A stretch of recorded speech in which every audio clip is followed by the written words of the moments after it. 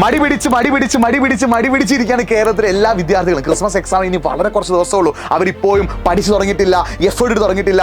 എന്തോ വലിയ ദിവ്യാത്ഭുതം അല്ലെങ്കിൽ മഹാത്ഭുതം, എന്തോ വലിയൊരു മിറാക്കിൾ അത് സംഭവിക്കുന്നു വിചാരിച്ച് നിങ്ങൾ അതിനുവേണ്ടി കാത്തിരിക്കുകയാണോ? അതിനുവേണ്ടി കാത്തിരിക്കുകയാണെങ്കിൽ മക്കളെ, നിങ്ങൾക്ക് ക്രിസ്മസ് എക്സാമും അതിനുശേഷം നടക്കാൻ പോകുന്ന നിങ്ങളുടെ പബ്ലിക് എക്സാമും ഒരിക്കലും ഏറ്റവും ബെസ്റ്റ് മാർക്ക് നേടാൻ സാധിക്കില്ല. നിങ്ങൾക്ക് ഏറ്റവും ബെസ്റ്റ് മാർക്ക് നേടണമെങ്കിൽ അതിനുള്ള ഒരേ ഒരു അത്ഭുതം എന്ന് പറഞ്ഞാൽ നിങ്ങൾ പഠിക്കുക എന്നുള്ളതാണ്, നിങ്ങൾ കഷ്ടപ്പെടുക എന്നുള്ളതാണ്, നിങ്ങൾ എഫേർട്ട് ഇടുക എന്നുള്ളതാണ്. നിങ്ങൾ കഷ്ടപ്പെടുകയാണെങ്കിൽ, നിങ്ങൾ പഠിക്കുകയാണെങ്കിൽ, നിങ്ങൾ എഫേർട്ട് ഇടുകയാണെങ്കിൽ അവിടെ ഒരു അത്ഭുതം സംഭവിക്കും. നിങ്ങളുടെ എക്സാം നിങ്ങൾക്ക് അടിപൊളിയായിട്ട് എഴുതാനുള്ള മഹാത്ഭുതം. ആ അത്ഭുതത്തിന് ശേഷം നിങ്ങളുടെ റിസൾട്ട് വരുമ്പോൾ നിങ്ങളുടെ പാരൻസും അത്ഭുതപ്പെടും. നിങ്ങൾക്ക് നിങ്ങളെ കളിയാക്കിയ, നിങ്ങളെ പുച്ഛിച്ച് തള്ളിയ ഒരുപാട് ആളുകളുടെ മുമ്പിൽ വിജയിച്ച് കാണിക്കാനുള്ള അവസരം കൂടിയാണ് ക്രിസ്മസ് എക്സാം. ഇനിയും നിങ്ങൾ മടി പിടിച്ചിരിക്കുകയാണെങ്കിൽ വീണ്ടും നിങ്ങൾ കളിയാക്കലുകൾ കേൾക്കേണ്ടി വരും, വീണ്ടും നിങ്ങൾ പുച്ഛം കേൾക്കേണ്ടി വരും, വീണ്ടും നിങ്ങൾ സങ്കടത്തിലേക്ക് പോകും. മറിച്ച് നിങ്ങൾ ഈ സമയം മുതൽ പഠിച്ചു തുടങ്ങാണ്. പഠനം എന്ന മഹാ അത്ഭുതത്തെ തേടി നിങ്ങൾ പോവുകയാണ്, പഠിക്കാൻ തുടങ്ങുകയാണ്, എഫേർട്ട് ഇടാൻ തുടങ്ങുകയാണ്, കഷ്ടപ്പെടാൻ തുടങ്ങുകയാണ്. കിട്ടുമട റിസൾട്ട്, കിട്ടുമട മാർക്ക്. പോയി പഠിക്കും മക്കളെ, സമയം ഇനിയില്ല. ഈ റീലിപ്പം കാണുന്ന നിർത്തിയിട്ട് പോയി പഠിച്ചു തുടങ്ങും.